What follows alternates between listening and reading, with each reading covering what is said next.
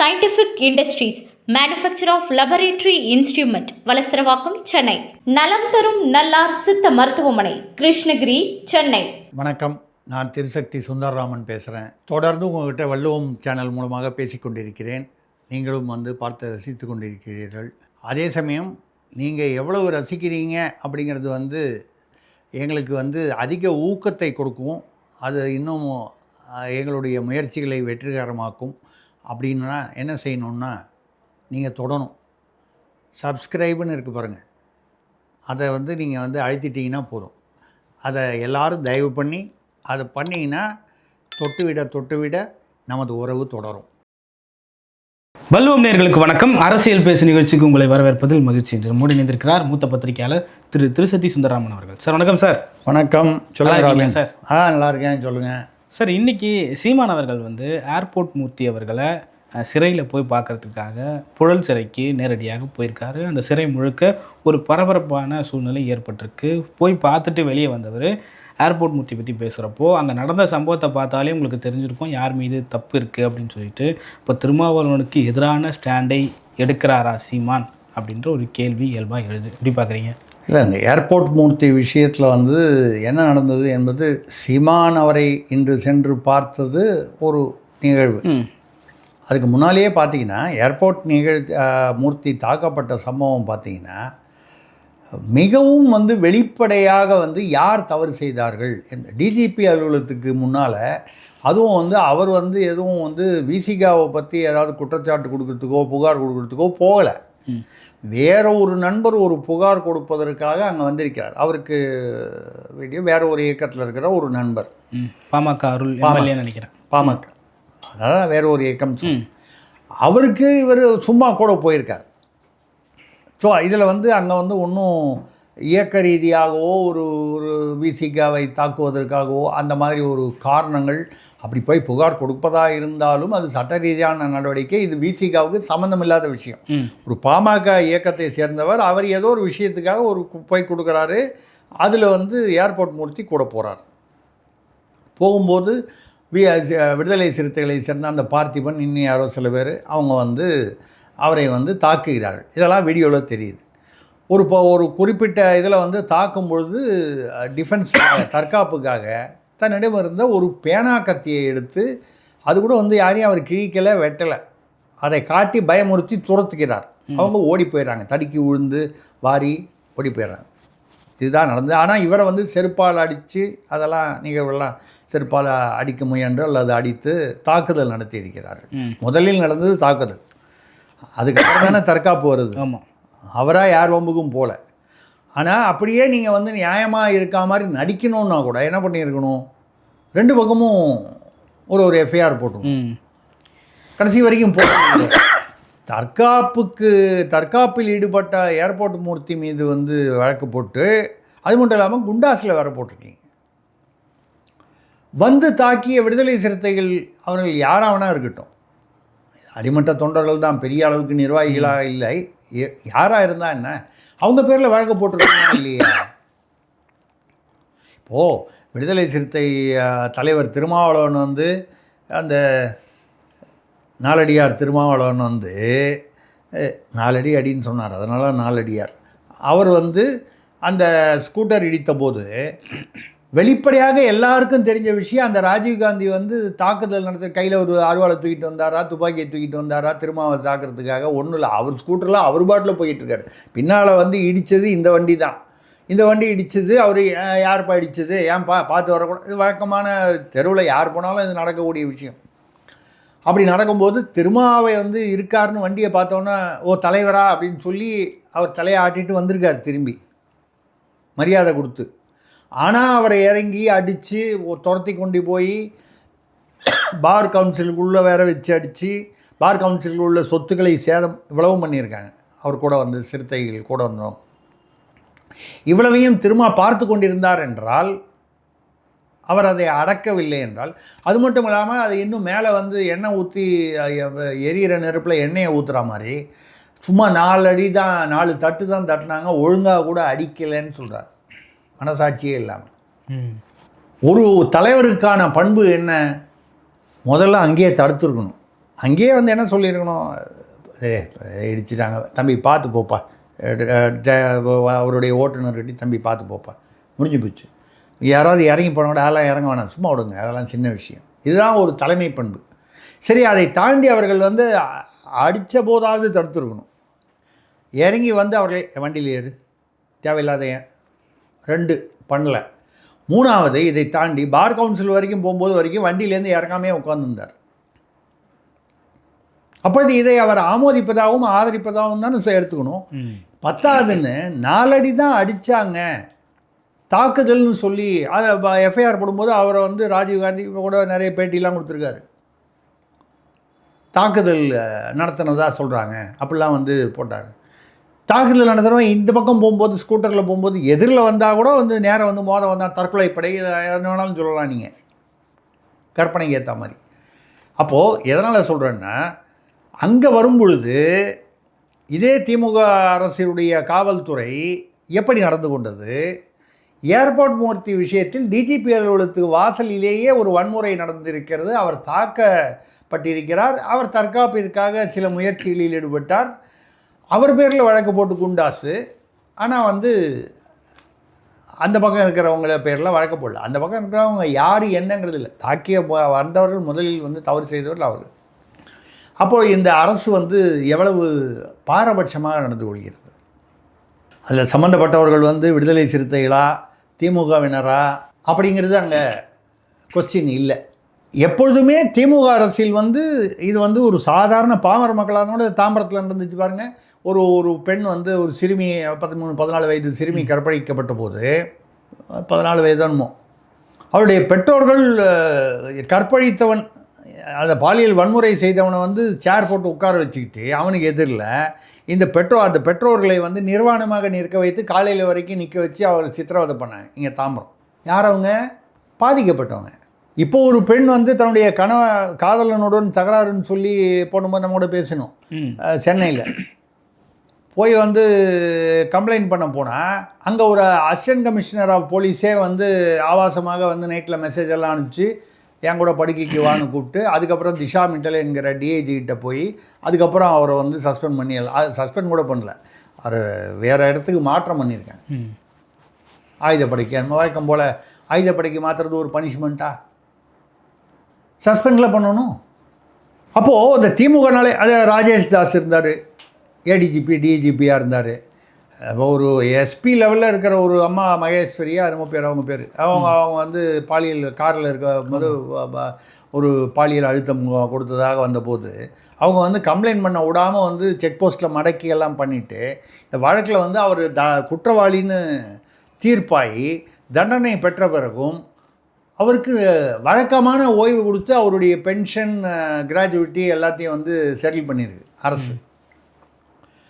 அப்போது இந்த திமுக அரசு எப்பொழுதுமே கள்ளச்சாராயம் காய்ச்சின இதில் பாருங்கள், ஞானசேகரன் பாருங்கள், இப்படி பல உதாரணங்கள் இன்னும் சொல்லிக்கிட்டே போகலாம். இவர்கள் குற்றவாளிகளுக்கு ஆதரவாகத்தான் செயல்படுவது, பாதிக்கப்பட்டவர்கள் மீது வழக்குகளும் நடவடிக்கைகளும் பாய்வது என்பது திமுக அரசில் யதார்த்தமாக ஒன்றாக போய்விட்டது. அந்த வகையில் ஏர்போர்ட் மூர்த்தி அது ஏன் அந்த குண்டாஸ் வழக்கு இன்னும் வந்து அது எந்த நிலையில் இருக்குது நமக்கு அது வரக்கூடிய விவரங்கள், அதாவது நிலைமை என்ன, ஸ்டேட்டஸ் என்ன நமக்கு தெரியல. இது ரொம்ப அதாவது வெளிப்படையாக தெரியும் அராஜகம். இதுக்கு வந்து நீதிமன்றம் பார்க்குறது போகிறது வருதுங்கிறது இல்லை, அந்த வீடியோலேயே வந்து விடைகள் இருக்குது. பாமர மக்கள் பார்த்துக்கிட்டு இருக்காங்க. நீதிமன்றங்கள் ஒரு சமயத்தில் சரியான நேரத்தில் சரியான முறையில் தீர்ப்பு கொடுக்கலாம், கொடுக்க முடியாமல் போகலாம், கொடுக்காமல் போகலாம். நம்ம அதுக்குள்ளே போகலை. ஏன்னா அது தனி கட்டமைப்பு. அங்கே போய் நீங்கள் கம்ப்ளைண்ட் பண்ணி அந்த கேஸ் அந்த ஹியரிங்கில் வந்தால் தான் ஜட்ஜி விசாரிப்பார். அவராக கூப்பிட்டு விசாரிக்கணுன்னா சுவமோட்டோவாக எடுக்கிற விஷயங்கள்லாம் ரொம்ப ரேராக தான் எடுப்பாங்க. ஆனால் மக்கள் இதை கவனித்து கொண்டு இருக்கிறார்கள். இதில் யார் மீது தவறு, யார் முதலில் தவறு? தற்காப்புக்கு வந்தவர் வந்து இப்படி வந்து அவர் வந்து பண்ணுறது வந்து நியாயமா? அப்போ அராஜகம் செய்வது யார்? அராஜகம் செய்பவர்களுக்கு ஆதரவாக நின்று அவர்களை ஊக்குவிப்பவர்கள் யார் என்பதை மக்கள் பார்த்து கொண்டிருக்கிறார்கள். அதுதான் இப்போ நீங்கள் வந்து சரி, அவர் வந்து என்ன நீங்கள் தேர்தல் வரைக்கும் வச்சிட முடியுமா ஏர்போர்ட் மூர்த்தியை? ஏதோ ஒரு குண்டாசில் எங்கேயோ ஒரு இடத்துல வந்து அவர் வந்து வாங்கிட்டு வருவார். எனக்கு தெரிஞ்ச ஒரு 90 நாட்களுக்கு மேலே ஆயிடுச்சு. 100 நாள் மொத்தமாக முடியணும், 90 நாள் ஆயிடுச்சு. 90 நாள் ஆயிடுச்சு. அது அந்த இது முடிஞ்ச உடனே ஏதோ ஒரு அவருக்கு வெளியே வரப்போகிறாரு. வெளியே வரும்பொழுது இதை விட அவருக்கு அதிகமாக விளம்பரமும் வெளிச்சமும் கிடைக்கத்தான் போகிறது. ஓகே, யதார்த்தம் தானே சார். இதில் அரசியல் கட்சியினோட தலைவர் அங்கே போய் நேரில் பார்த்தது இன்னும் ஒரு பெரிய பேசுபொருளை ஏற்படுத்தியிருக்கு. இல்லை சரி, ஏர்போர்ட் மூர்த்தியும் ஒரு சிறு கட்சி ஒன்று வச்சுருக்காரு. ஆமாம், அது பேர் எனக்கு ஞாபகம் இல்லை. ஏதோ ஒரு புரட்சி தமிழகமா ஏதோ ஒரு கட்சி வச்சுருக்காரு. எனக்கு என்ன வருத்தம்னா, சீமான் போய் பார்த்துட்டார். எதிர்கட்சிகள் எல்லாமே வந்து குரல் கொடுக்கணும். நான் எல்லா கட்சிகளையும் சொல்கிறேன். தமிழ்நாட்டில் கைது செஞ்சப்போ எல்லா கட்சிகளும் அறிக்கை கொடுத்தாங்க. எடப்பாடி பழனிசாமியிலேருந்து எடப்பாடி கொடுத்தாரு, அன்புமணிலாம் கொடுத்தாங்க. இல்லை அது ஏன்னா பட்டு அதுக்கப்புறம் வந்து ஏர்போர்ட் மூர்த்தி மறக்கப்படுபவராக ஆகிவிடக்கூடாது. ஏர்போர்ட் மூர்த்தி மட்டும் இல்லை, இந்த மாதிரி பாதிக்கப்படுபவர்கள் எல்லாமே ஒரு நாள் செய்தியாக மட்டும் அமைந்து விட்டால் அதுதான் வந்து இப்போ ஆளும் அரசின் தைரியம். ஓகே, ஒரு நாள் பேசுவாங்க, அப்புறம் ஒரு நாள் பேசுவாங்க, 2 நாள் பேசுவாங்க, 4 நாள் பேசுவாங்க, அதுக்கப்புறம் இந்த சப்ஜெக்ட் யாரும் பேச மாட்டாங்க. ஏன்னா அடுத்த சப்ஜெக்ட்டுக்கு போயிடுவாங்க. இந்த தைரியத்தில் தான் அவர்கள் இந்த மாதிரி செயல்களை தொடர்ந்து செய்கிறார்கள். அப்போ நீங்கள் தொடர்ந்து வந்து எதிர்க்கட்சிகள் வந்து இதை ஃபாலோ பண்ணி கேள்வி கேட்கணும். ஏனென்றால் நான் சொல்வது என்னென்றால், இன்றைக்கி ஏர்போர்ட் மூர்த்திக்கு நடந்தது நாளைக்கு இன்னொரு எதிர்க்கட்சி தலைவருக்கு நடக்கலாம், யாருக்கு வேணாலும் நடக்கலாம். அந்த வகையில் இதை வந்து எதிர்க்க வேண்டும். அது ஏர்போர்ட் மூர்த்தின்றதுக்காக நான் ஒன்றும் சொல்லலை. ஏர்போர்ட் மூர்த்தியை எனக்கும் தெரியும், வந்து பல இடங்களில் சந்தித்திருக்கிறேன். எனக்கு ஒன்றும் அப்படி ஒன்றும் நெருங்கிய நண்பர் அப்படிலாம் ஒன்றும் இல்லை. நான் பேசுகிற வரைக்கும் பார்க்கும்போது அவருடைய யூடியூப்லாம் பார்க்கும்போது விவரமாகவும் பேசுகிறார், ஆழமாகவும் பேசுகிறார்.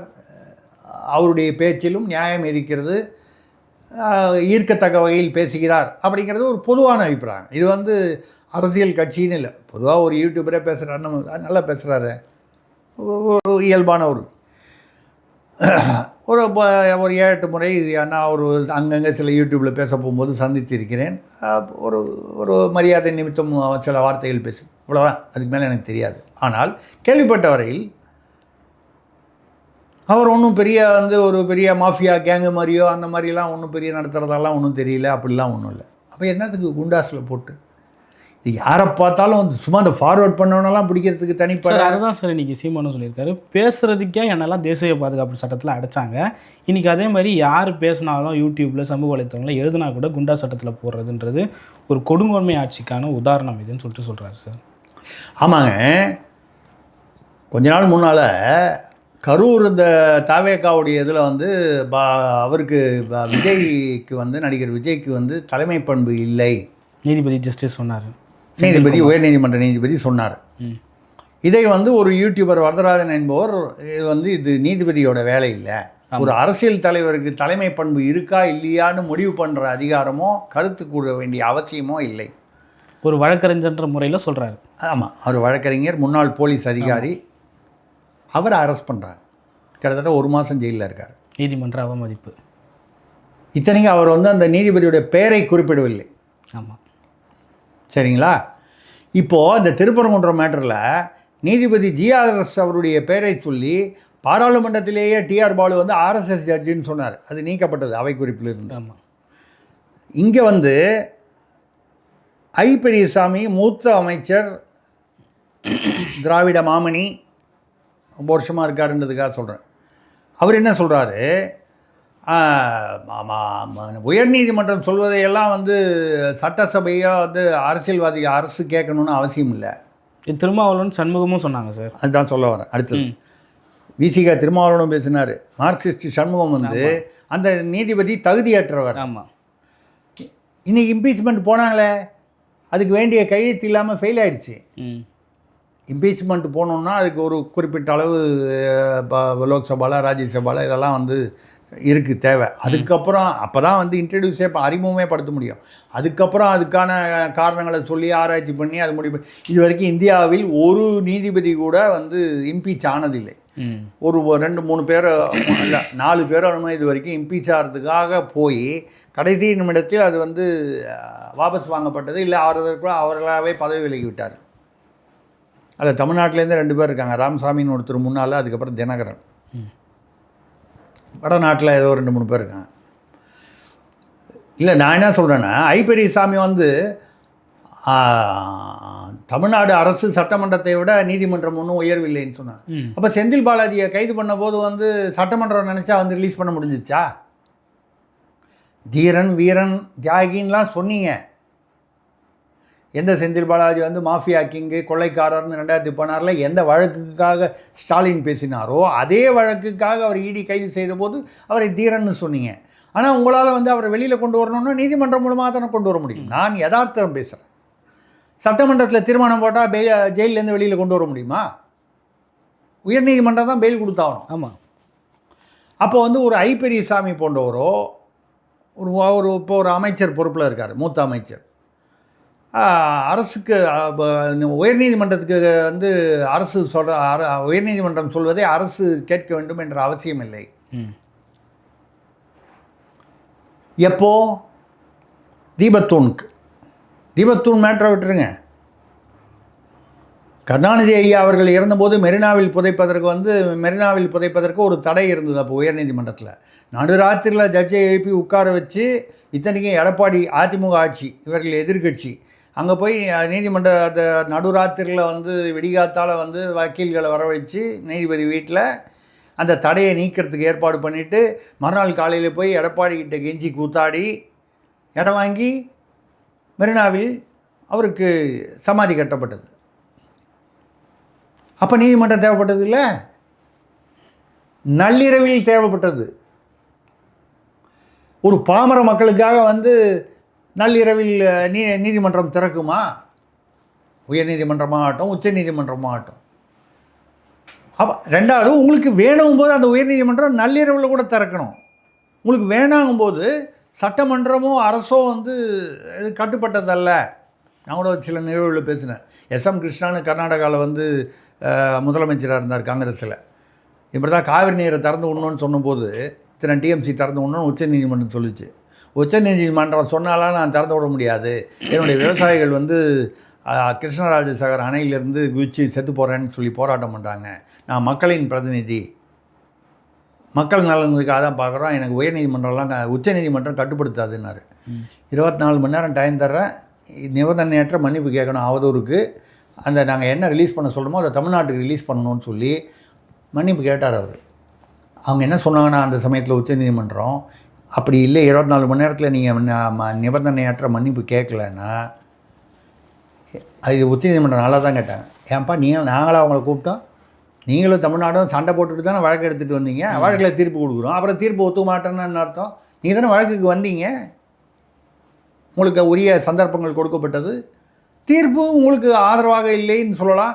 ஆக்சுவலாக பார்த்தீங்கன்னா அதுலேயும் வந்து பார்த்திங்கன்னா தமிழ்நாடு கேட்டது ஒரு 100ன்னா இவங்க 50 தருவேன்னா 70 கொடுக்கணும் TMC, ஏதோ ஒன்று ஒரு அளவுக்கு 2 பக்கமும் ஒரு அட்ஜஸ்ட் பண்ணி போகிற மாதிரி ஒரு தீர்ப்பு.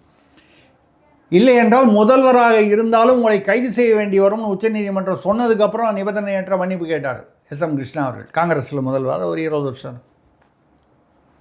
அப்போது நீதிமன்றம், நான் இதில் வந்து நீதிபதி யார், அவருடைய சாதி என்ன, அவருடைய பின்னணி என்ன, அப்படி பார்க்க போனால் திமுக ஆதரவான திமுக வழக்கறிஞர் அணியிலிருந்து, இல்லை திமுக சார்பாக இருந்து திமுக வழக்கறிஞராக இருந்து எத்தனை பேர் நீதிபதிகளாக ஆயிருக்காங்க, பட்டியல் இருக்குது.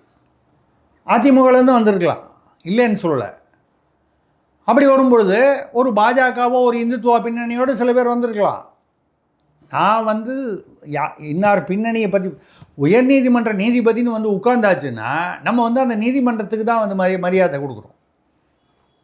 அதில் யார், அவருடைய பின்னணி என்ன, அவர் கருப்பா சிகப்பா இல்லை கருப்பு சிகப்பா அப்படின்னு பார்க்க வேண்டியது இல்லை.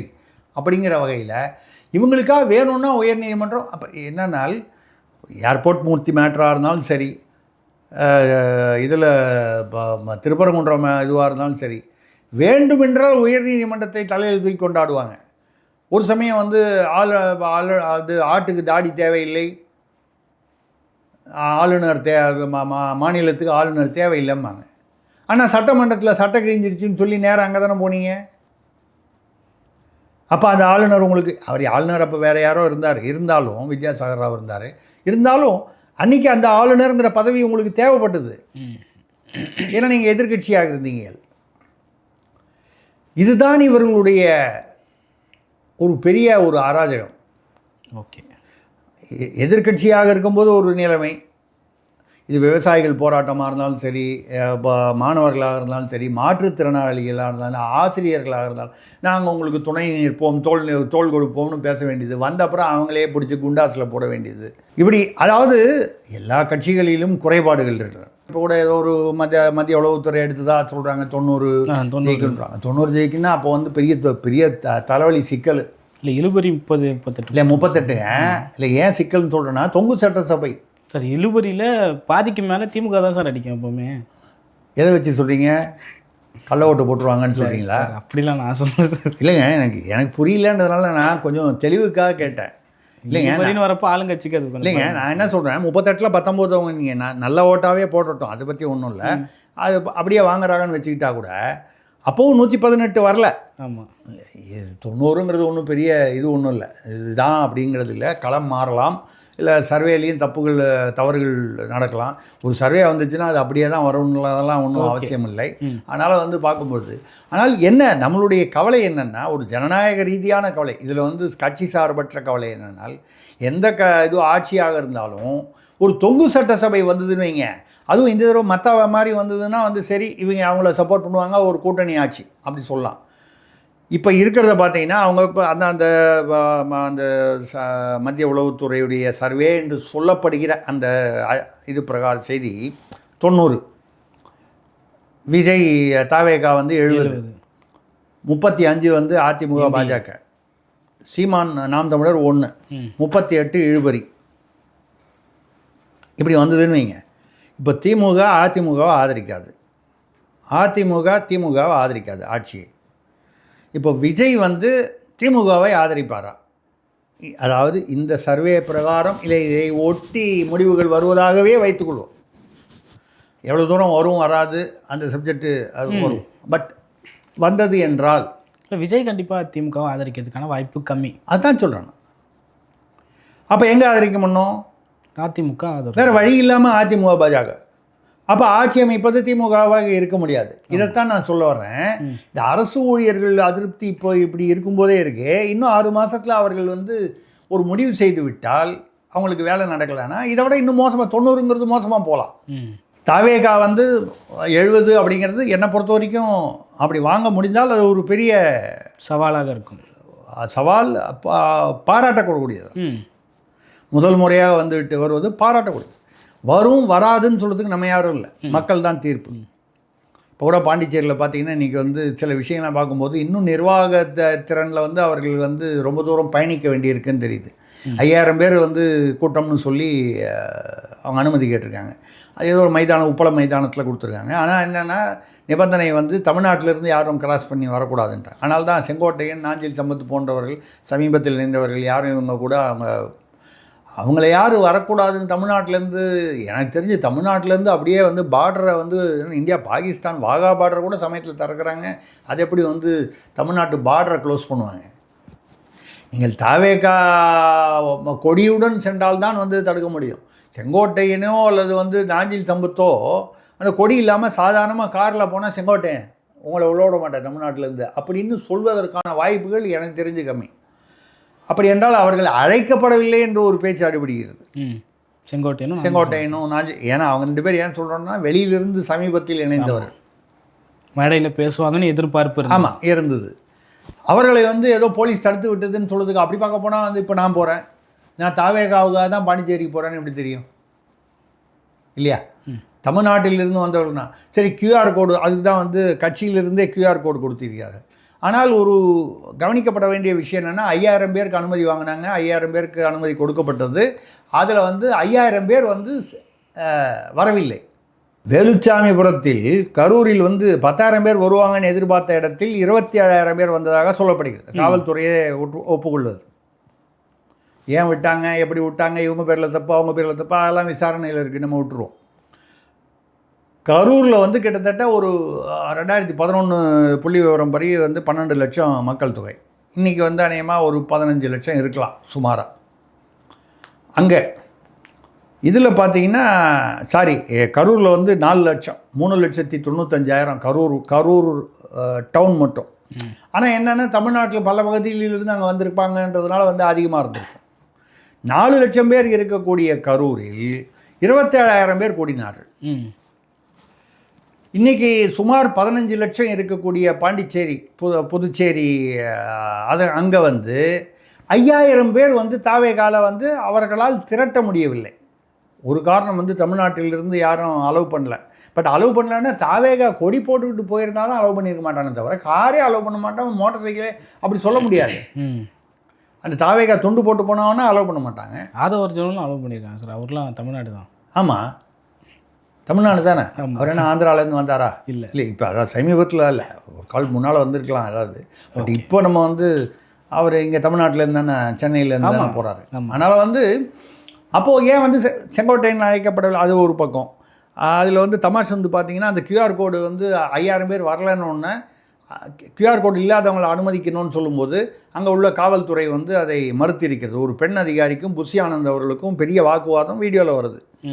என்னன்னு கேட்டால் QR கோடு நீங்கள் தானே நிபந்தனை போடும்போது ஒத்துக்கிட்டீங்க, QR கோடு இருக்கிறவங்கள மட்டும்தான் அனுமதிப்போன்னு. இப்போ QR கோடு இல்லாதவனெலாம் திறந்து விட்டிங்கன்னா எவ்வளோ பேரை திறந்து விடுறது அப்படின்னு சொல்லி ஒரு அடுத்தது வந்து இதில் வந்து அவங்க வந்து அது மாதிரி விடலைன்றதுக்காக அந்த கோவத்துக்காக ஒரு மாடுடைய கழுத்தில், பசு மாடை காளை மாடை தெரியல, ஒரு மாடு, அந்த மாடுடைய கழுத்தில் வந்து அந்த இதை மாட்டி QR கோடை மாட்டி QR கோடு இருந்தால் தான் விடுவேன், நீங்கள் இந்த மாட்டை உள்ளே விடுங்க. ஏற்கனவே 3 நாள் முன்னால் பார்த்தீங்கன்னா எங்கேயோ கொங்கு மண்டலத்தில் திருப்பூர்லேயே எங்கேயோ நினைக்கிறேன், ஏதோ ஒரு கூட்டத்தில் வந்து ஒரு தாவேக்காவை சேர்ந்த ஜெமினி என்பவர், ஏதோ ஒரு தொண்டர், போலீஸ்காரர்கள் ஏதோ அந்த கூட்டத்தை தடுத்து இருக்கிறார்கள். ஒரு பேரிகேடு, அந்த பேரிகேடு தாண்டுவதற்கு வழக்கம் போல் சலசலப்பு. அவர் வெறியுடன் போய் போலீஸ்காரரை வந்து சீரோடியில் இருக்கிற போலீஸ்காரரை கடித்திருக்கிறார். இப்போ அவரை 2 நாள் பொறுத்து கைது பண்ணிட்டாங்க. புலி படம் பார்த்துருப்பாருன்னு நினைக்கிறேன் சார். புலி படம் பார்த்துருப்பாருன்னு நினைக்கிறேன் சார். புலி படமா? ஐயோ, விஜயோட ஒரு படமும் அப்படின்னா அவங்க பார்த்து அதெல்லாம் நடைமுறைக்கு கொண்டு வந்தாங்கன்னா தமிழ்நாடுடைய கதி என்ன ஆகிறதுன்னு பயமாக இருக்கே நமக்கு.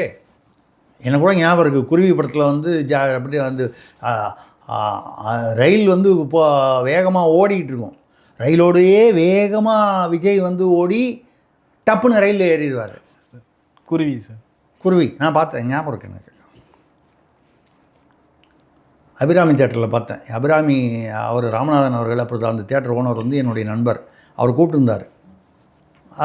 கொடுக்கும்போது அவரை பார்க்கறதுக்காக போனேன், வாங்க கொஞ்சம் நேரம் படம் பார்க்கலான்னு. நான் படம் பார்க்கறதுக்காக போகல, அவரை பார்க்கறதுக்காக போனேன், ஏதோ ஒரு நட்பு ரீதியாக. அப்போ வாங்கன்னு சொல்லி கூப்பிட்டு போனார். சும்மா ஒரு தேட்டரில், ஏன்னா அவங்க வந்து புதுசாக இப்போது ரெனோவேட் பண்ணியிருந்தாங்க தேட்டரை, அதை பார்க்கறதுக்காக கூப்பிட்டாரு.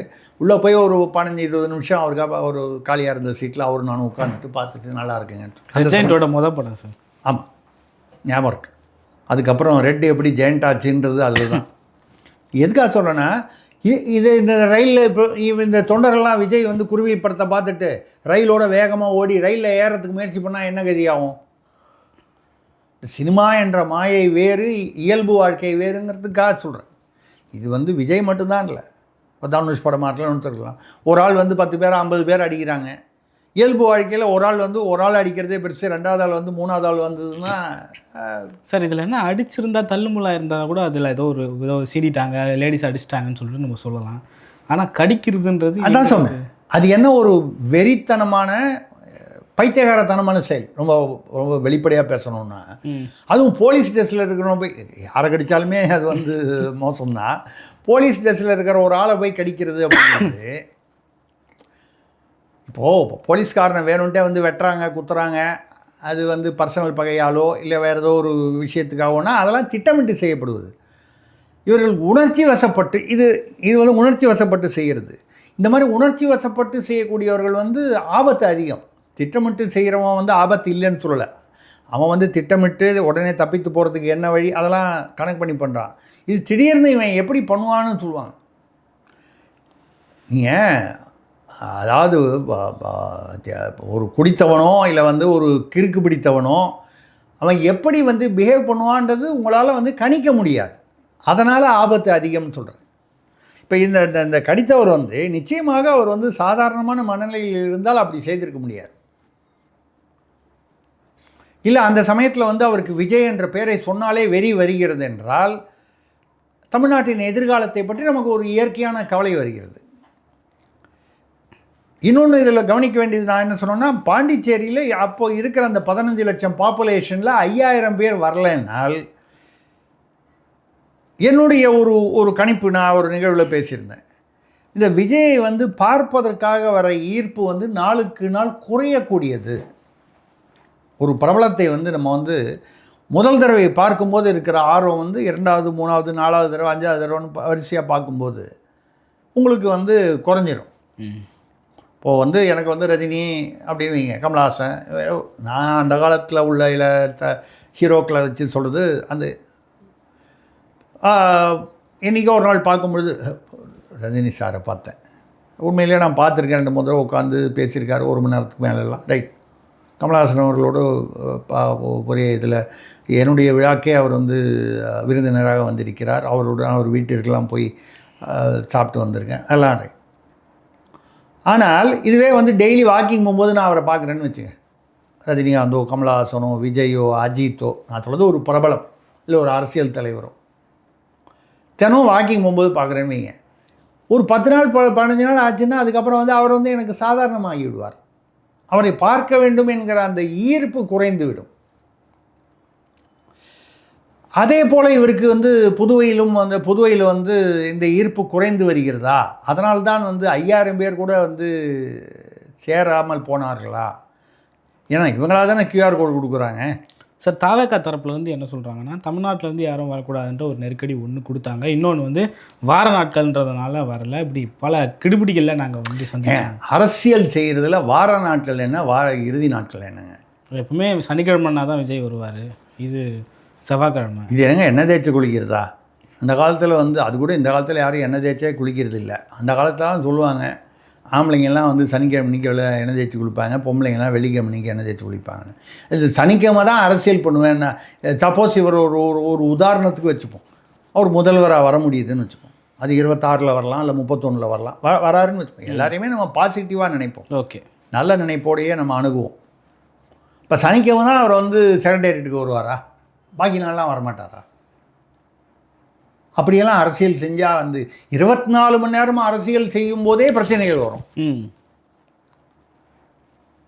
எங்கேயோ ஒரு இடத்துல கலவரம்னு சொல்லி நடுராத்திரியில் வந்து டிஜிபி ஃபோன் பண்ணி சொல்கிறாங்கன்னா, அது அந்த பதவியில் இருக்கிறவங்க அதை வந்து அட்டன் பண்ணி தான் ஆகணும்.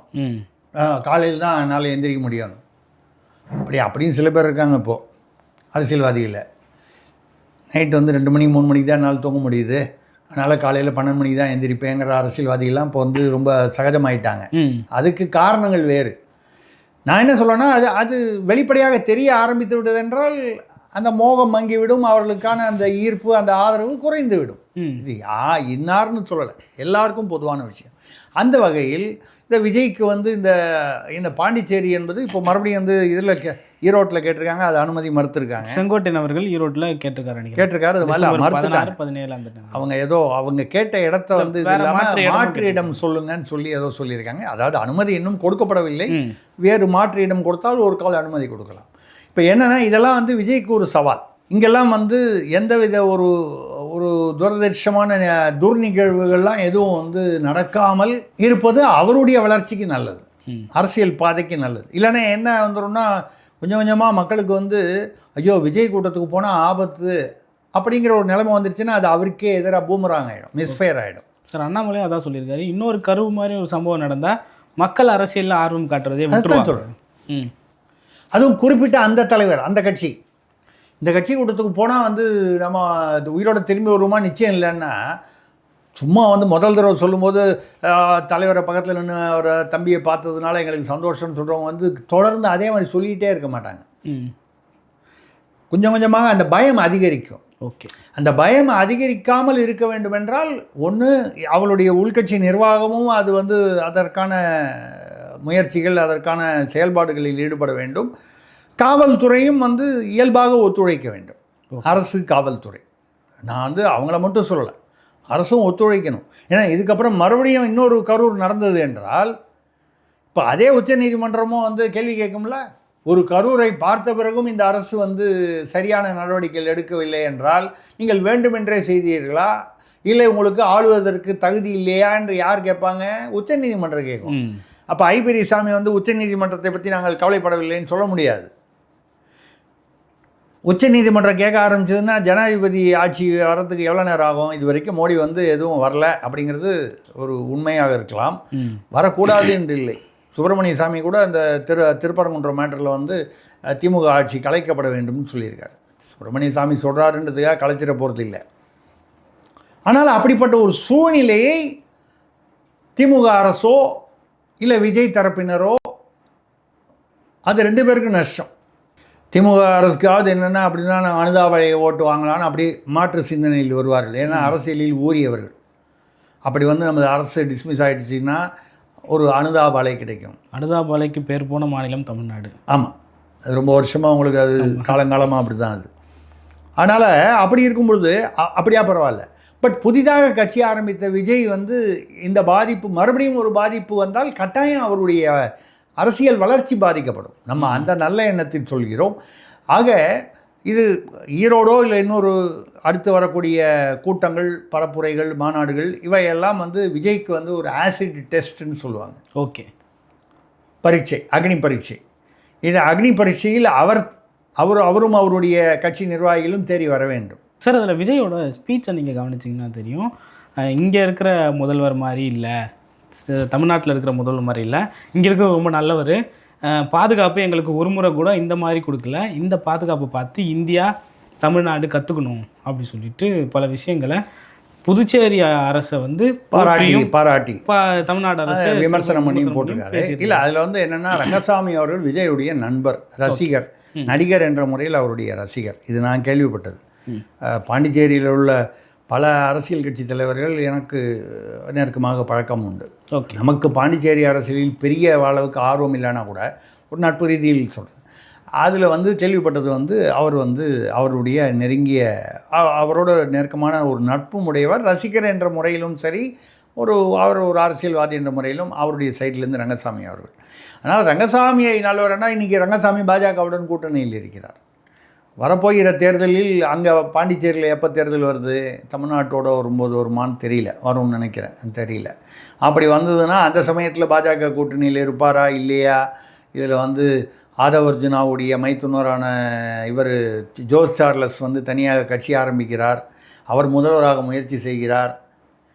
திமுகவிலிருந்து ஜெகத் ரட்சகனை வந்து முதல்வர் வேட்பாளராக ஏற்கனவே அறிவித்திருக்கிறார்கள். அதாவது அவர்தான் அங்கு கட்சியை வழிநடத்துவார் அப்படின்னா கிட்டத்தட்ட முதல்வர் வேட்பாளர்ன்ற அர்த்தம் தான். இப்படிப்பட்ட சூழ்நிலையில் இப்போ ஜெகத் ரட்சகன் உள்ளே இறங்குறாருன்னா கட்டுக்கட்டாக நோட்டுகள் இறங்கும் என்பது வந்து ஒரு ரொம்ப இயல்பாக நம்ம வந்து புரிந்து கொள்ளக்கூடிய விஷயம். பணம் பத்தும் செய்யும் அப்படின்னு. அப்படிப்பட்ட ஒரு வித்தியாசமான சூழ்நிலை வரும்பொழுது அப்போ இவர் வந்து ரங்கசாமியுடன் ஒரு காலம் அவர்கள் பாஜகவிலிருந்து விலகி அவர் வந்து இவரோட கூட்டணி வைக்கலாம், அப்படியும் நடக்கலாம், நம்ம வந்து இல்லைன்னு சொல்லலை. ஆனால் அதை தாண்டி ரங்கசாமி வந்து விஜயை முதல்வராகவோ புஷி ஆனந்தை முதல்வராகவோ வைத்துவிட்டு 2ஆம் இடத்துக்கு வந்து அவர் போவாரா? வாய்ப்பே இல்லை. இதுவரை முதல்வராக இருந்தவர் ரங்கசாமி புஷி ஆனந்தையோ இல்லை, விஜய் அங்கே போகிறதில்லை, புதுச்சேரி அவர் தமிழ்நாட்டில் தான் வந்து கவனம் செலுத்துவார். அங்கே அவரை வந்து முதல்வராகிவிட்டு ரங்கசாமி துணை முதல்வராக ஆவாரா? இப்போ நிறைய அரசியல் வந்து அவ்வளவு சுலபம் இல்லை, நிறைய கணக்குகளும் பிணக்குகளும் இருக்கின்றன. அந்த வகையில் என்ன செய்ய போகிறார் விஜய் என்பது. ஆனால் என்ன, அவருக்கு நல்ல கூட்டம் வருகிறது, ஒரு பெரிய ஒரு ரசிகர் கூட்டம், அதை வந்து தொண்டர் படையாக மாறி வருகிறது. அதே சமயத்தில் அவர்களிடம் இன்னும் அந்த முதிர்ச்சியும் பக்குவமும் இல்லை என்பதும் வெளியே தெரிகிறது. இதை வைத்துக்கொண்டு எப்படி அவர் வந்து சரி செய்ய போகிறார்? ஒரு செங்கோட்டையன் போதுமா? ஒரு நாஞ்சில் சம்பத் போதுமா? ஒரு நாஞ்சில் சம்பத் மட்டும் வந்து வைத்து கொண்டு போதுமா? இன்னும் எத்தனை பேர் தேவை? ஏன்னா உள்கட்டமைப்பை சரி பண்ணுறதுக்கே எனக்கு தெரிஞ்சு ஒரு 6 மாதம் ஆகும். அதுக்குள்ளே தேர்தல் வந்துடுமே. அதுதான் வந்து அவருக்கு இருக்கக்கூடிய சவால். அந்த சவாலில் அவர் வெற்றி பெற வேண்டும் என்று நாம் வாழ்த்துவோம். எந்த அரசியல்வாதியும் புதிதாக அரசியலில் ஆர்வத்துடன் வருகிறார், அதுவும் ஒரு சினிமாவிலிருந்து வரும்பொழுது இவ்வளவு கூட்டத்துடன் வருகிறார் என்றால் அந்த கூட்டத்தின் நோக்கம் வந்து நல்லபடியாக நிறைவேற வேண்டும். முதல்ல அந்த கூட்டம் வந்து அந்த கூட்டத்துக்கே பாதிப்பு இல்லாமல் இருக்கணும், கரூரில் நடந்த மாதிரி. இன்னொன்று, தமிழ்நாட்டிற்கு நல்லது நடக்க வேண்டும். இரண்டும் நம்ம பார்ப்போம். சார், பல்வேறு கருத்துக்களை பகிர்ந்து கொண்டீங்க. மற்றும் ஒரு காணொளி சந்திப்போம். நன்றி சார். நன்றி, வணக்கம்.